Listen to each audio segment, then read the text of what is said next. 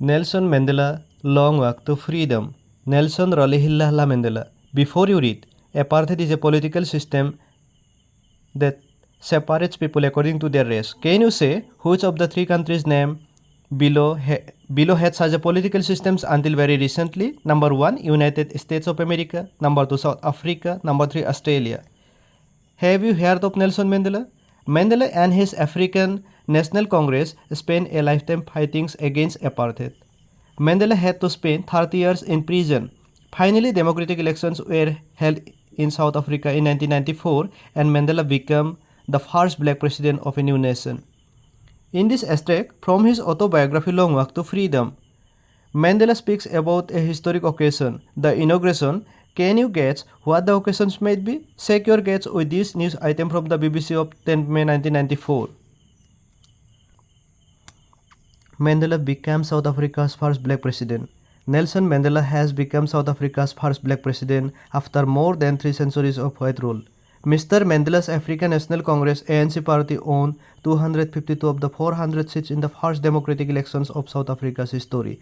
The inauguration ceremony took place in the Union Buildings Amphitheatre in Pretoria today, attended by politicians and dignitaries from more than 140 countries around the world. Never, never again will this beautiful land experience the oppressions of one by another, said Nelson Mandela in his address. Jubilant scenes on the street of Pretoria followed the ceremony with blacks, whites and colored celebrating together. More than 1 lakh South African men, women and children of all races sang and danced with joy. 10th May dawn, bright and clear. For the past few days, I had been pleasantly besieged by dignitaries and world leaders who were coming to pay their respects before the inauguration. The inauguration would be the largest gathering of ever international leaders on South African soil.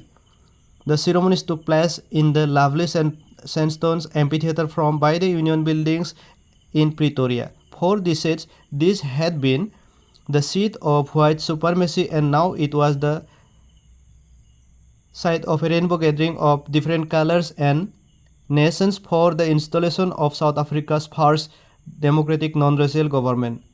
On that lovely autumn day, I was accompanied by my daughter Zinani. On the podium, Mr. De Klerk was first sworn in as second deputy president. Then